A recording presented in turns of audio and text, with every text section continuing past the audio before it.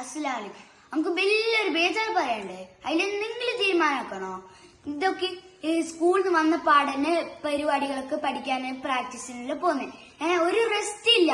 എന്നിട്ട് ഉമ്മാന്റെ വഴക്ക് കേൾക്കുന്നേ, ഉസ്താന്റെ പഠിക്കാത്തതിന് വഴക്ക് കേൾക്കുന്നേ, ഇതെല്ലാം കേൾക്കുന്ന നമ്മ. എന്നിട്ടോ പരിപാടിയിൽ പോയിട്ട് കിട്ടുന്നതോ നമ്മളെല്ലാം സഹിക്കുന്നത്. എനിക്ക് പരിപാടി പോയിട്ട് കിട്ടുന്ന സമ്മാനം ഈ ചട്ടി, ഇങ്ങനത്തെ പാത്രം, ഇതെല്ലാം ഒക്കെ എന്തിനി ഇതെല്ലാം ഇട്ട് വെക്കാനാ? ബുക്ക് പെന്നല്ലോ.